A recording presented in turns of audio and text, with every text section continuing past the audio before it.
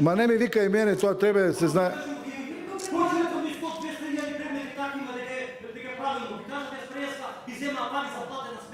Бура од реакција во собранието за време на јавната расправа по предлог законот за отпис на казнените камати за наплата на долгови.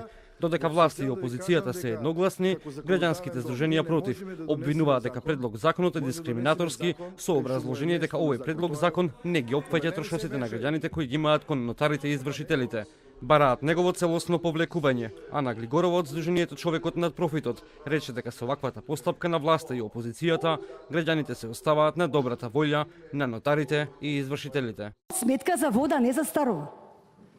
1995 година ќе ја платиш и плюс нотарите и извршителите, ако имаат добра волја, управниот одбор, нели бордот нивен, како да го наречам, ќе решава дали ќе да ги прости услугите.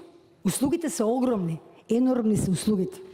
Овој предлог закон Маријан Ристевски од Конфедерацијата на синдикати го образложи како дискриминаторски бидејќи истиот не важи за сите јавни и државни предпријатија и фирми. Ристевски потенцираше дека постои огромна селективност, а за која граѓаните ќе плаќаат. Значи може обврзница пропаднала некоја општина, ќе даеме пари на општината да живее.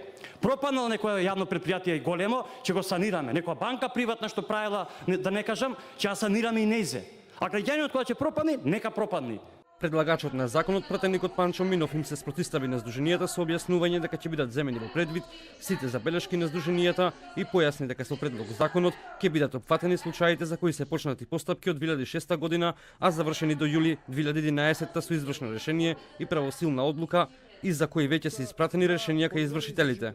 Значи само ако е во постапка и со тоа, почитувана господа, претходно што дискутирате, со тоа не ги легализираме застарените предмети, со тоа не ги активираме предметите од ФИОКа, него оние што се во процедура за која сега луѓето имат мака. Денеска, утре и натаму што ќе имат мака, со овој закон му се отпишува камата.